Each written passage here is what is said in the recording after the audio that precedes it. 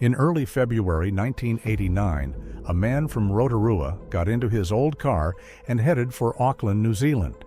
The trip, which normally takes about 3 hours, promised to be an ordinary intercity drive. But when he arrived in Auckland, he was greeted not just by passers-by, but by crowds of people shouting, hugging him, and expressing a whole range of emotions, from joy and happiness to sadness and anxiety. Even the police, drawn to the celebration, stopped to witness his arrival in person. The man was stunned by his new status. He had become a local celebrity. He asked in surprise what was wrong and was informed that he had been reported missing for as long as 10 days. How could an ordinary 3-hour trip turn into a 10-day disappearance? The only one who could explain this mystery was himself, Alec Newald.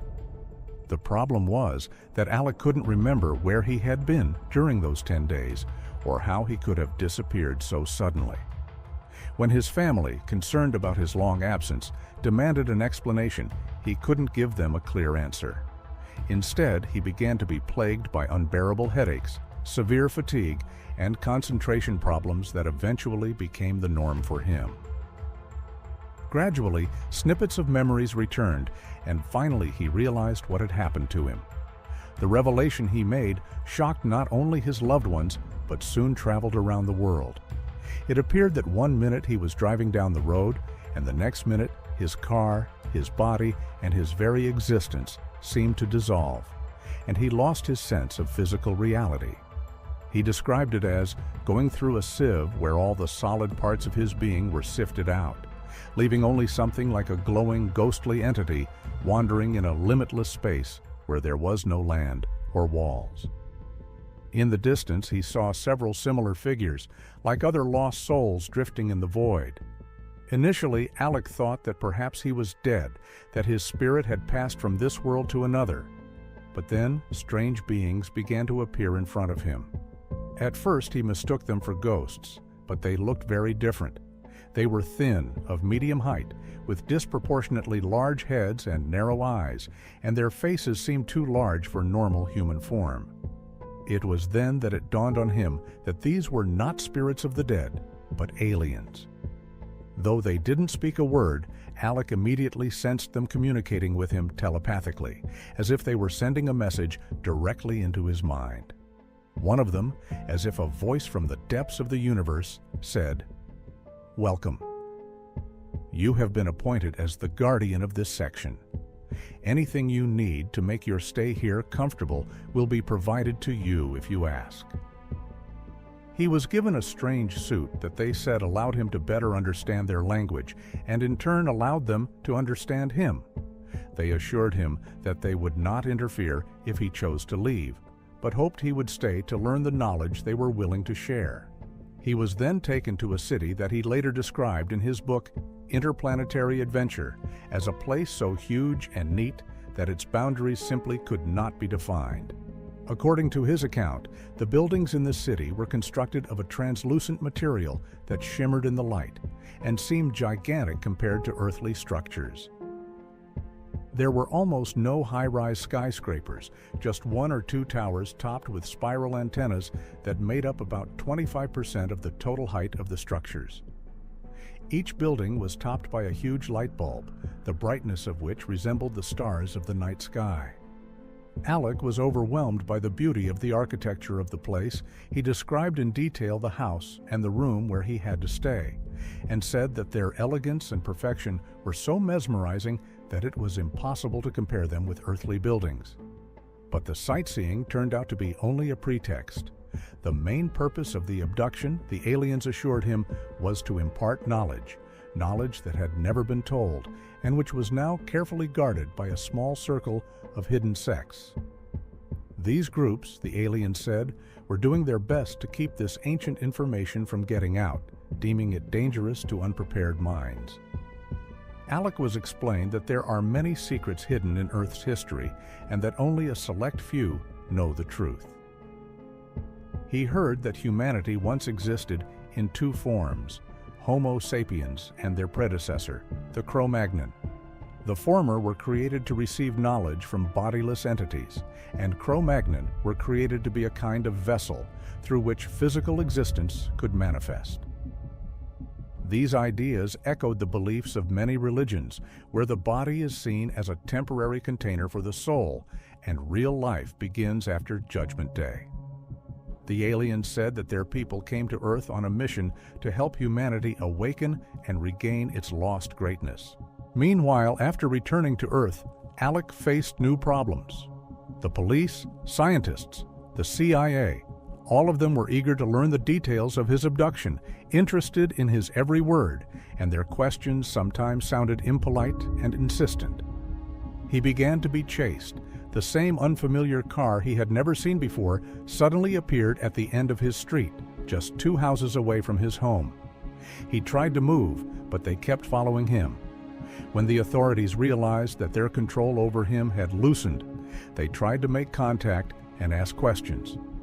On one occasion, he was even mildly accused of having German ancestry on his father's side, even though he had lived in New Zealand all his life, an accusation he thought was absurd, but which threatened to make his life unbearable if he didn't cooperate. In parallel, his business affairs went south.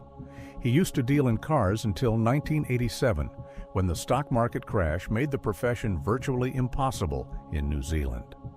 Although he was no longer a licensed salesman, he continued to buy and sell cars privately. One day at a car auction in Auckland, he met a man named Jeff Wright, who offered him good deals on cheap Japanese used cars unclaimed from dealers. Alec didn't doubt his word, and after a little investigation decided that Jeff was telling the truth. They worked together for 9 months, and Jeff called him every time he had a car that Alec might be interested in. But it soon turned out that it was all a trap. All the cars supplied by Jeff turned out to be stolen, or so the court documents showed. The police got so involved in the case that they tried to prosecute him for cars that didn't appear to have been stolen. Eventually, the case dragged on for 2 years, with constant court hearings, and all his property was taken from him. This was done solely to force him to reveal all the details of his communications with the aliens, everything he had learned about their technology and purposes. But he refused to cooperate. Soon he was exposed. Armed officers surrounded him and ordered him to immediately cease all surveillance, demanding that all materials related to his case be destroyed. He was told that everything he had uncovered was merely the development of deterrent weapons designed to test new technologies. Any attempt to continue the investigation, he was threatened, would have the most serious consequences for him. Alec realized that the official version hid much more than a simple weapons test. It was an attempt to hide the truth about the existence of cryptids and anomalous phenomena that had long ago ceased to be mere legends. He was silenced, and he realized that any further interference could end tragically, not only for him, but for anyone who dared to follow in his footsteps. Now he is forced to remain silent. Any attempt to reveal the truth could lead to unpredictable consequences, so he no longer dares to follow what lies behind the veil of secrecy. His story has come to symbolize how powerful structures can suppress the truth and control people's lives by silencing them, even when the truth can change our understanding of the world. This story, told through interviews and documentary footage, has been a true test of his life. Every evening, when he hears the quiet whisper of the wind and sees the twinkling lights on the horizon, he remembers those 10 days on an alien planet and feels that somewhere beyond the familiar world, unsolved mysteries are simmering. His book, Interplanetary Adventure, has become a way to bring at least some of this truth to the public, even if many consider it fiction. The question remains, was he really abducted by aliens, or is he just a talented writer who managed to create a story that can turn reality upside down? In addition, in his interviews and in his books about his abduction, there are other incredible stories. He recalls how, as a child, being the only one to see UFOs, he encountered aliens, and these memories only enhance his current story. He talks about how the seagulls at his childhood games would freeze when a bright light would suddenly turn on in the park, and how it was like the appearance of a vortex where time seemed to stop. He claims that the aliens prepared him as a child to make him predestined for this event, as if his life was pre-written. His abduction experience sounds so gripping and compelling that it makes you wonder if he was really abducted or if he's just a talented writer who managed to create an incredible novel. The Hill abduction story remains one of the most famous and discussed in ufology. It all began in September 1961 when Betty and Barney Hill, a young couple from New Hampshire, took an overnight trip hoping to spend a romantic weekend away from the hustle and bustle of the city. According to them, it was business as usual. They were driving down a winding road, enjoying the night scenery and the quiet atmosphere.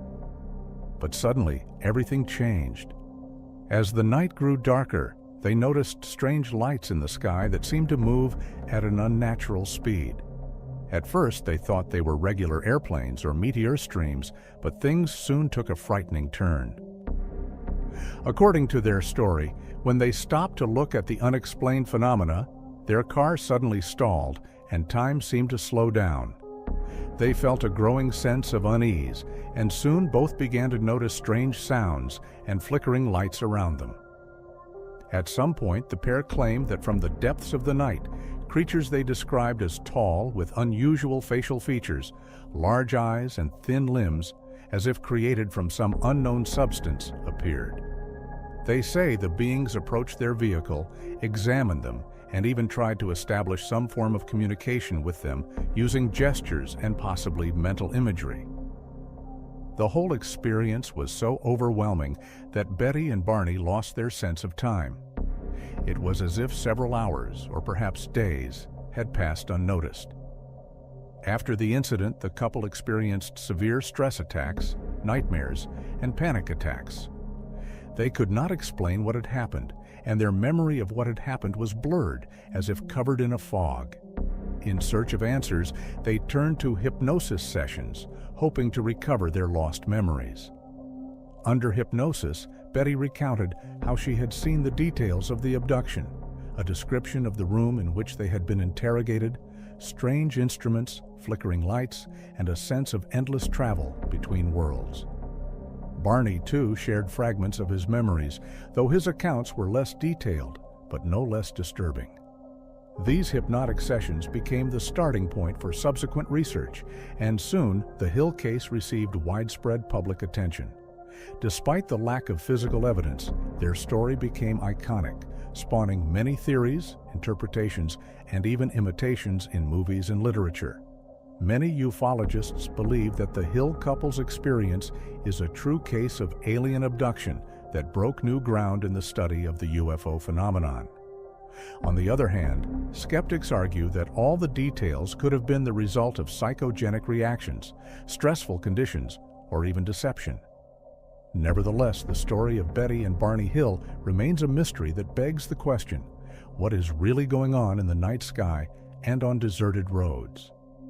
Whether you believe in alien intervention or think it's just a product of imagination, the Hill case has had a huge impact on subsequent ufology research and has been a source of inspiration for millions of people around the world. In July 2025, an incident occurred on a remote road in Texas that soon set off a firestorm of discussion in ufology circles and the media. According to John Miller, a local police officer and eyewitness, it all started on a warm summer evening as he patrolled a deserted highway. I was driving down the road when I noticed a strange glow over a field. At first, I thought it was a reflection from some streetlights, but the light was too bright and unnatural, he says in the interview. This time, however, it's not just about observing the mysterious light.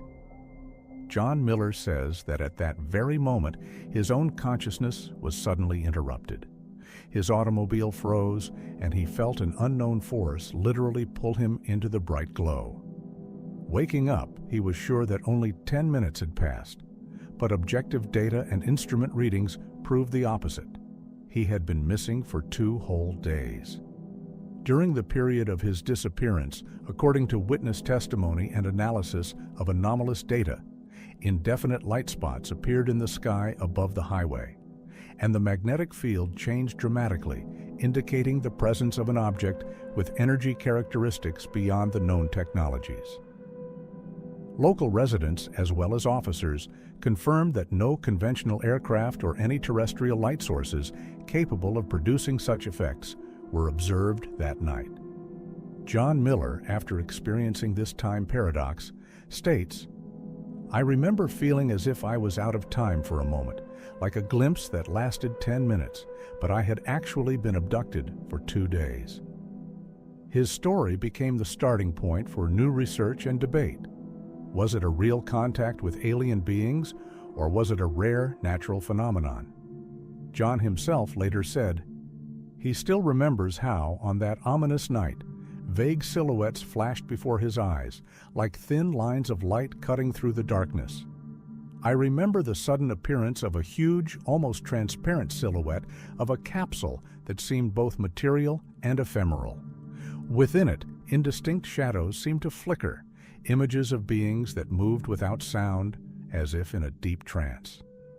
These beings may have been communicating with each other through flickering flashes of light, leaving echoes of a strange, hypnotic whisper in my memory that still haunts me to this day. Time seemed to me to slow down in that moment, and I saw each second stretch to unrecognizable dimensions. These images, so ephemeral that it was impossible to see them fully, were forever imprinted on my mind, leaving me feeling as if I had stepped outside the boundaries of the familiar world and made contact with something truly different. These stories make you wonder if the universe holds secrets much closer than we realize. Events where time and space play by their own rules and where reality seems distorted continue to be a mystery to science and society. If you enjoyed this video and want to learn even more about unexplained phenomena, give us a like, subscribe to the channel, and leave your comments. That's all for now, and see you in new videos. Bye.